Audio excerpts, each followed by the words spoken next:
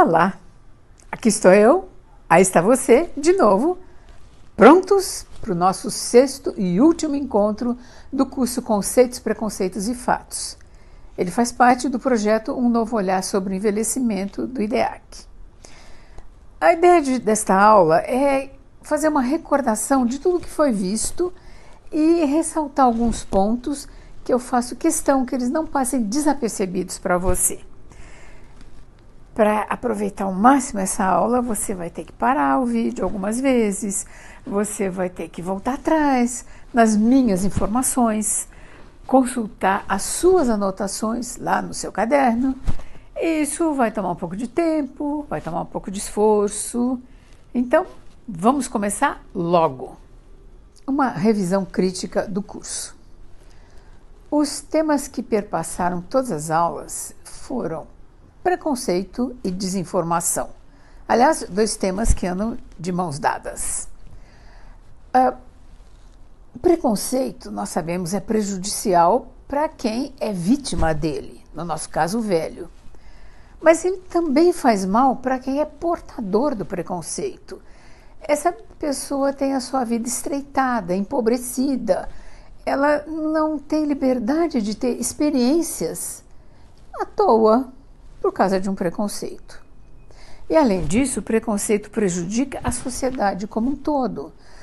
A sociedade precisa dedicar sua energia e seu tempo para combater desentendimentos, injustiças, quando ela podia estar se dedicando a alguma coisa construtiva.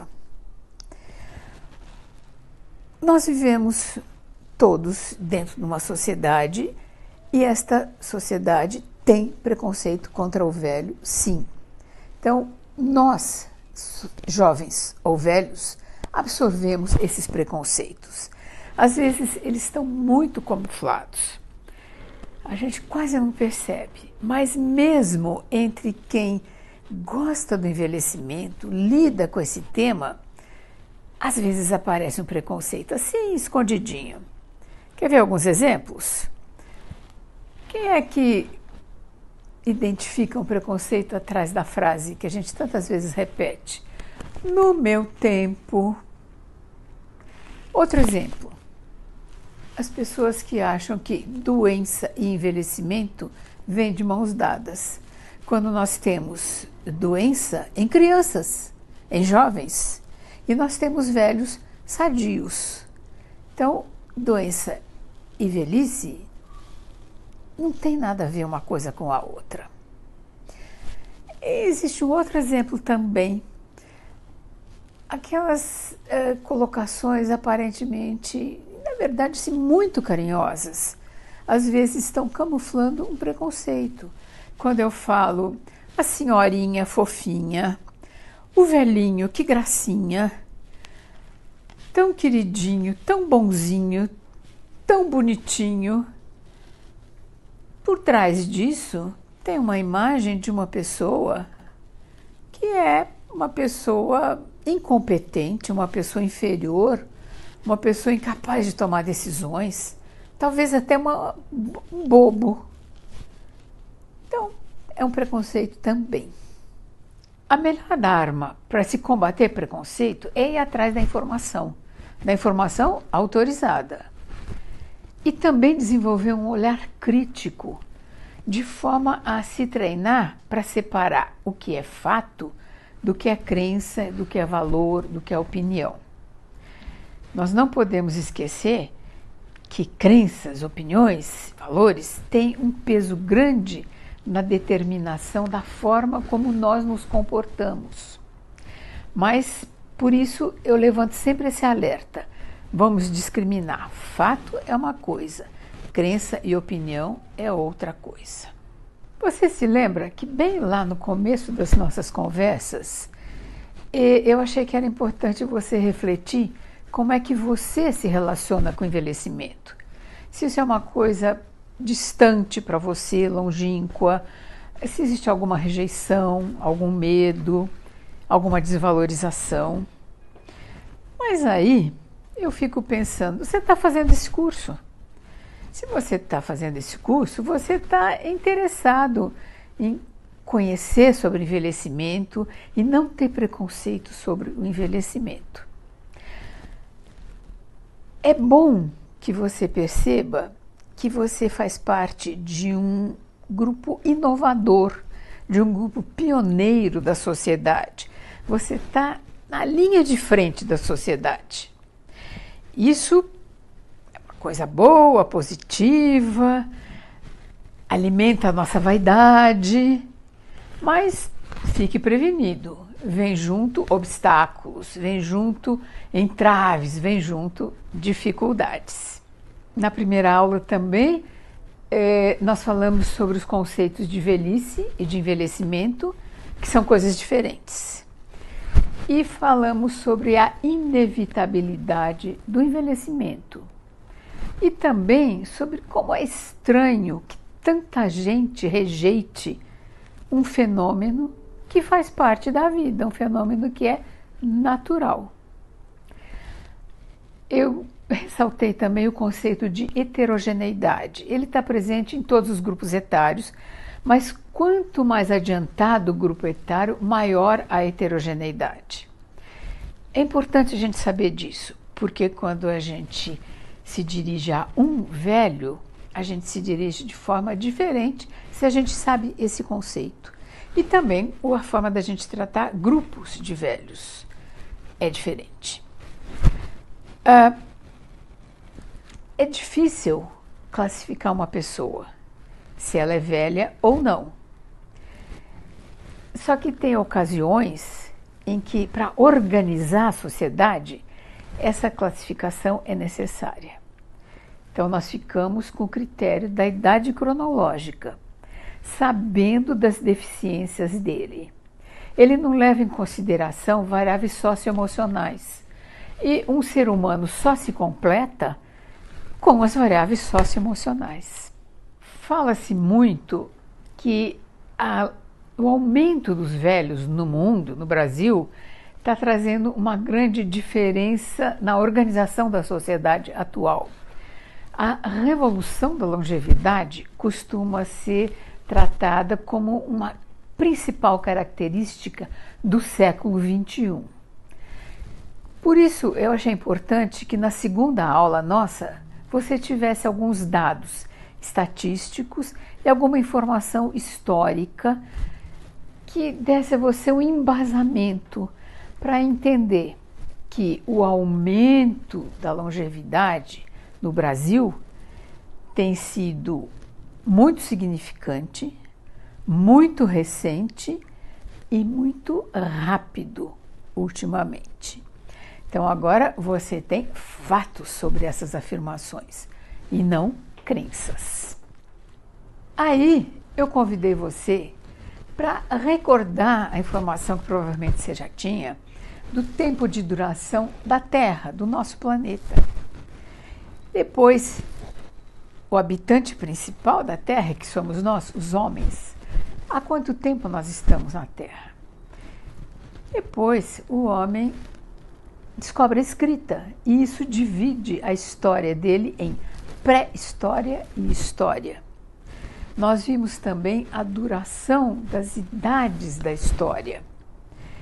E depois nós vimos a duração de algumas áreas do conhecimento, entre elas da psicologia e da gerontologia.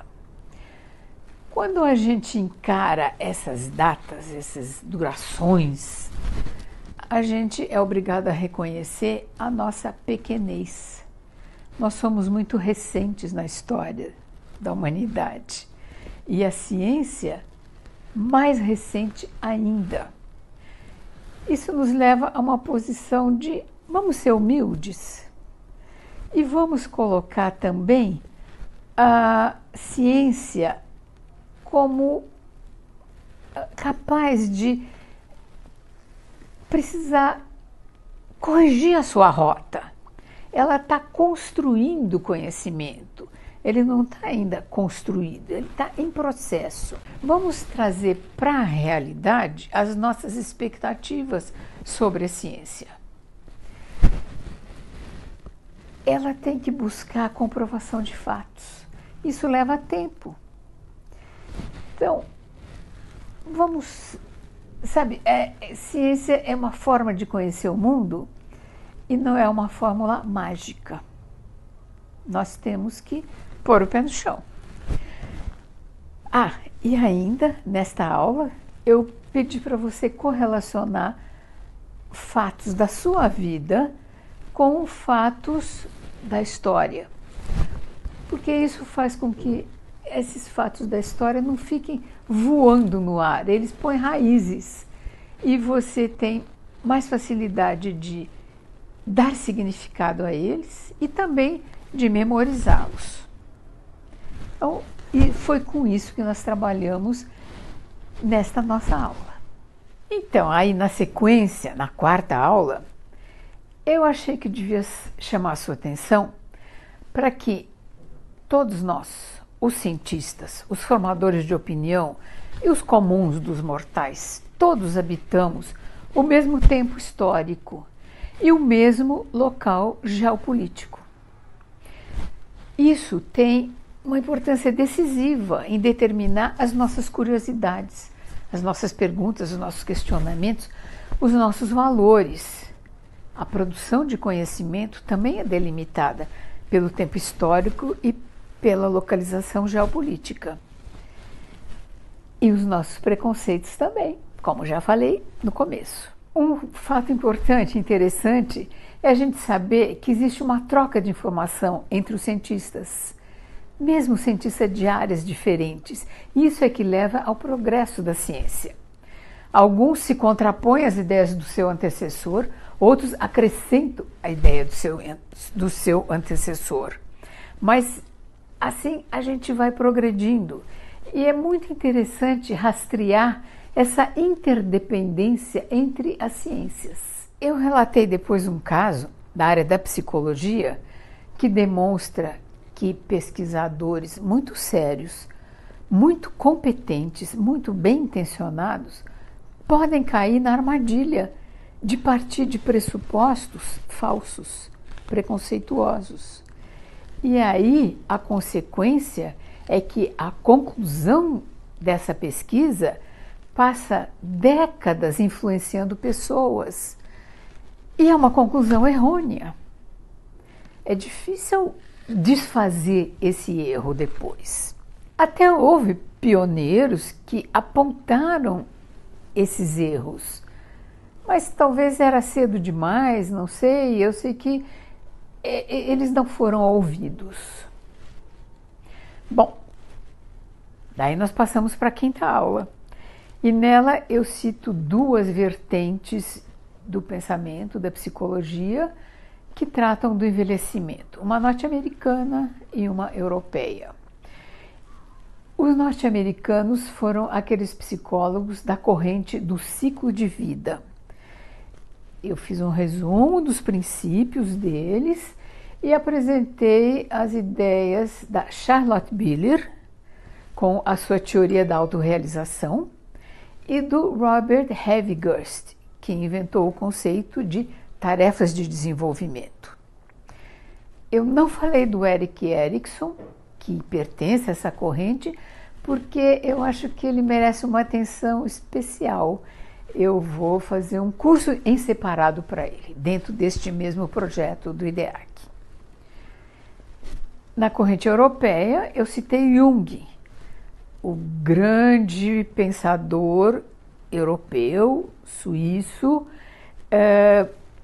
fundador da psicologia analítica, e peguei alguns conceitos dele como arquétipos, como inconsciente coletivo e principalmente conceitos que se referem ao desenvolvimento da teoria da personalidade e, portanto, tem relação com o envelhecimento, como individuação, como polaridade, como autoconhecimento, compromissos assumidos, comprometimento e crise de meia-idade. Uau! Bom, feito este voo panorâmico Você concorda comigo que nós passamos por muitas paisagens neste curso Conceitos, Preconceitos e Fatos? Agora, acho que é hora de concluir.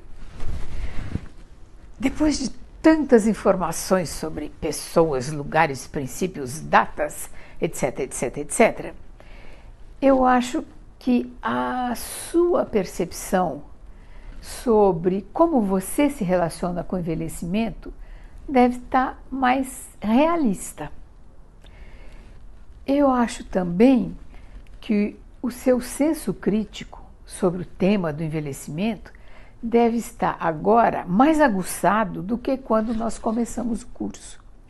E também você deve estar mais instrumentado agora para investir numa qualidade de vida a melhor possível durante o envelhecimento, que pode ser o seu ou pode ser de uma pessoa próxima a você. Bom, eu fui educadora, eu fui professora durante muito tempo. Isso deixa na gente alguns traços, alguns vícios. E esses vícios transparecem nesse curso. Eu não quis ficar só com aqueles objetivos 3 que eu acabei de citar, que são mais de conteúdo.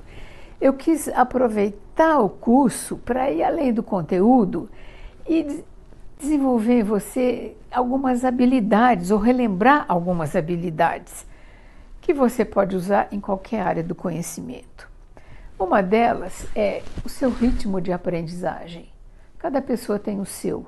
Você deve saber qual é o seu ritmo. Consequência, quando você for estudar um tema, você separa um tempo para isso, de acordo com o seu ritmo. Você não vai dizer, eu não consegui aprender, se você não se deu o tempo necessário. E outra vertente, como educadora, é alguns hábitos de estudo. Por exemplo, eu fui sempre querendo que você separasse de cada texto a ideia principal. Dá um destaque à ideia principal. Separe sempre fato de opinião.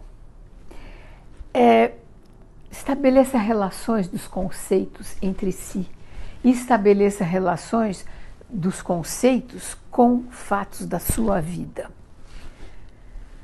Vá buscar informações além daquelas que você recebe no curso ou no texto que você está lendo. E questione. Questionar sempre. Para concluir, eu ainda tenho uma coisa para dizer para você. Você acha que terminou esse curso. Tá bom, você terminou esse curso. Só que o conhecimento a gente não termina nunca. É um caminho infindo. A gente está sempre acrescentando conhecimentos.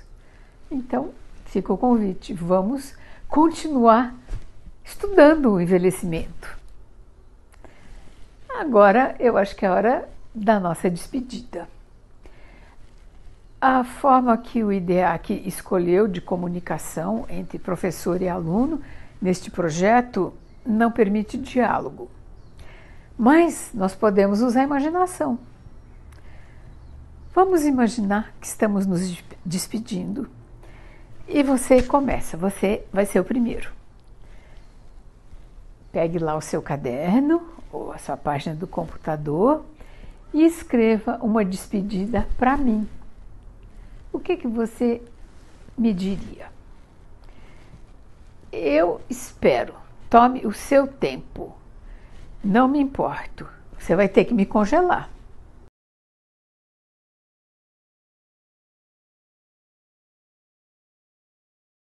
Bom, nos últimos meses em que eu estive preparando esse curso, eu tive um enorme prazer. Porque eu gosto do assunto e porque eu fiquei sempre pensando em você, no que seria mais significativo para você, no conteúdo que fizesse sentido em relação às suas vivências. Claro que também procurando informações que fossem conceitualmente corretas. Na forma de me comunicar, eu procurei evitar uma verborragia repetitiva. É muito enfadonho escutar a mesma informação muitas vezes. E procurei também, na forma de me comunicar, usar uma linguagem compreensível por todos, uma linguagem normal, fugir de um psicologuês, mas sem trair a qualidade do conteúdo que eu quisesse passar. Bom, não sou só educadora, sou psicóloga. Então, é a vez de falar sobre sentimentos. Quando eu olho para dentro de mim, eu identifico alguns sentimentos que podem parecer opostos, mas eles coexistem em harmonia, sim. Eu encontro um pouquinho de tristeza dentro de mim, porque essa aqui é uma despedida, afinal. Mas, por outro lado, eu tenho uma sensação deliciosa, aquela sensação de dever cumprido, de tarefa feita, caprichada. Eu fiz o melhor que eu pude. E um sentimento de gratidão. Você recompensou o meu empenho porque você foi até o fim desse curso. E eu sou grata a você por isso. Antes de terminar, eu ainda quero deixar uma pergunta. Você pode entender como uma provocação. Sabendo que o envelhecimento é um campo ainda tão pouco decifrado, você não se sente desafiado para entrar nesse campo, para decifrar esse campo, para fazer pesquisa, para criar, para combater preconceitos?